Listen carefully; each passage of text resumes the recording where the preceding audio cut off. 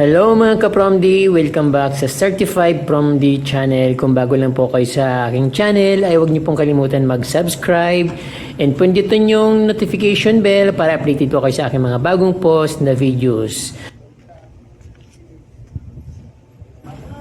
So ayun mga ka-Promdi, nandito po tayo ngayon sa Las Casas, Pilipinas de Acosar, dito sa Bagak, Bataan. At siyempre, twice na akong nakarating dito at hindi ko makalimut-limutan ang lugar na ito dahil napakaganda at talaga yung scenic niya,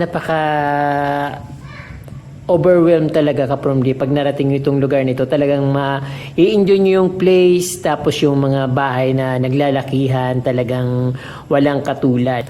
So dito na yata naipon yung mga bahay ng bilyonaryo nung mga unang panahon. At syempre may mga halaman din dito, may mga bulaklak, syempre yung napakagandang scenic views ng dagat.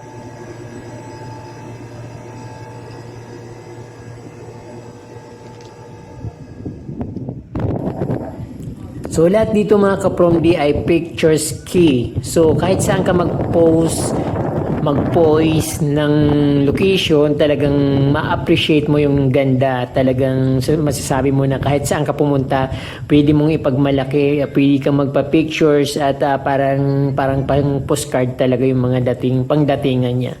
So ayun nga ka-Promdi, nakikita nyo, napakaganda.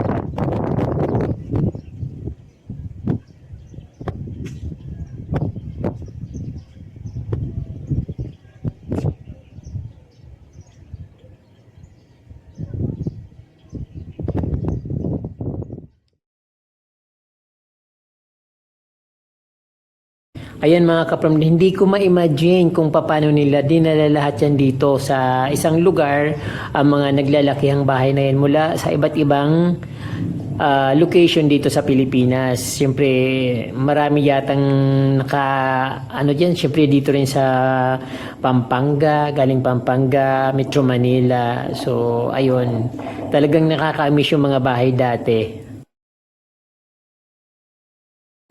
Mga pangmayaman talaga yung datingan nila. So, sobrang ganda.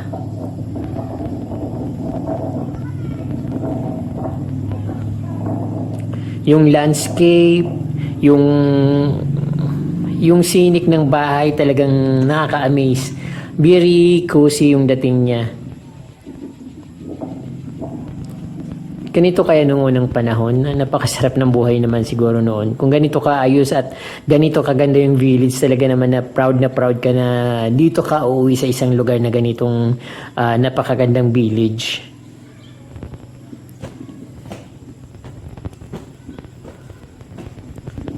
Ang lawak at syempre ang lalaki ng mga bahay. Grabe.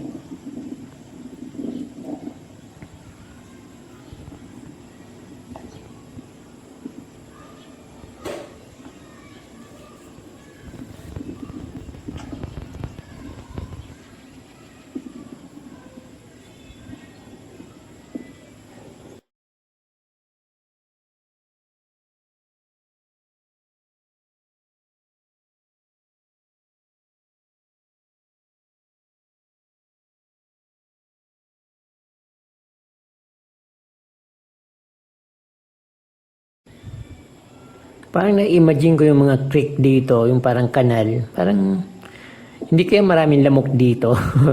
Sabay ganun. Pero kapromdi talagang napakaganda naman talagang lugar na ito. At napaka-luxurious. Siyempre nag-accept sila ng accommodation at dito nga kami natulog once. Medyo may kamahalan ang accommodation dito kapromdi, pero talaga naman napakaganda at syempre sulit yung lugar.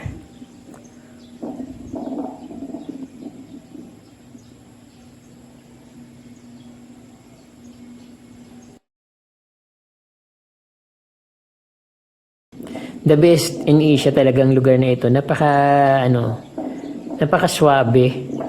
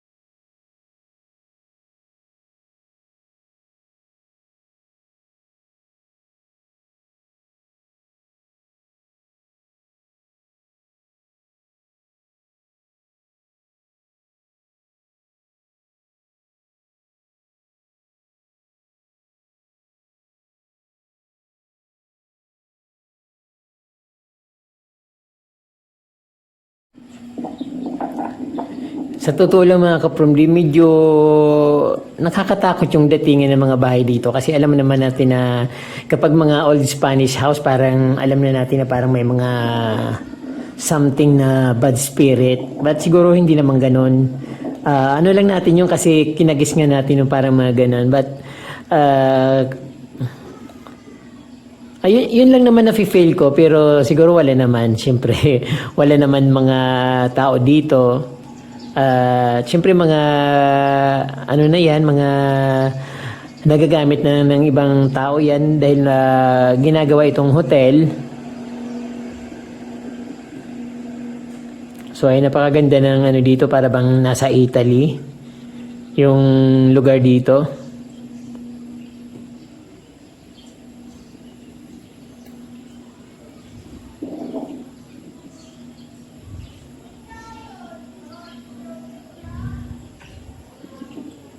Very nice.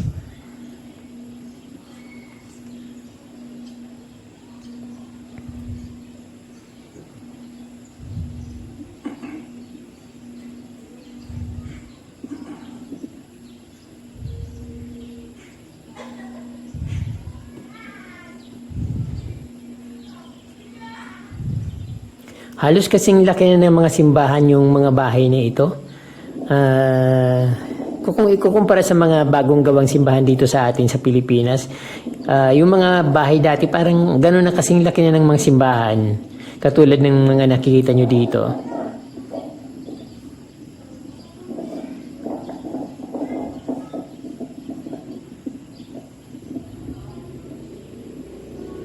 Ayan, papunta naman ito dun sa may tabing dagat at syempre napakaganda ng scenic dyan at ang lakas ng hangin. Wow.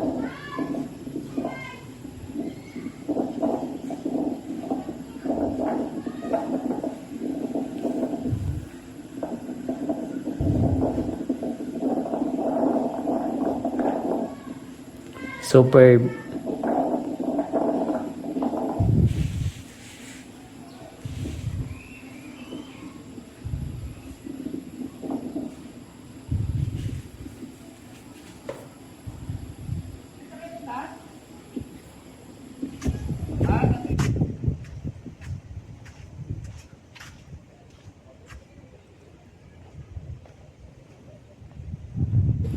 Yung lugar na ito parang sarap maglagay dito ng parang bar, tambayan, parang night spot ba? Napakaganda kasi ng scenic, tapos may dagat din dito sa bandang kaliwa. Napakagandang mag-business din, no?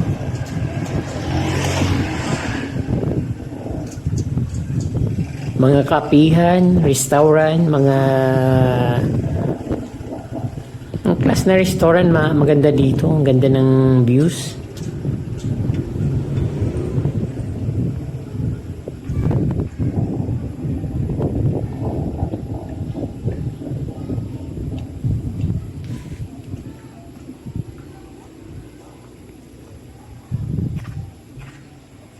Nung unang punta ko dito ito yung kinunan ko kasi ito may mga picture ako dito nung first time kong pumunta dito sa lugar na ito sa Las Casas. Kasi ang ganda ng view niya, parang dati punong-puno ng diyan sa ground niya, punong-puno ng mga bulaklak, mga Vietnam rose, tapos mayroon din siyang mga bougainvillea. So maraming bulaklak diyan dati. Marami pa rin naman ngayon pero parang mas maganda nung una kong punta. At syempre yung isang bahay na ito parang nakakatakot siya. Pero maganda rin siguro yung loob niya kasi syempre pinaganda nila yan. Hindi naman nila ililipat yan dyan na hindi maganda. Kaya yan. So ayan, napakalawak ng lugar dito. Talagang nakaka-amaze.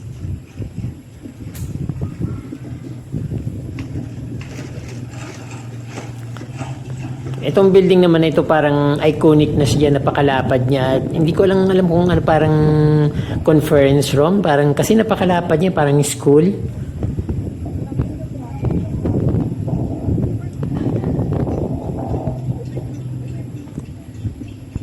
De España, Puente de España.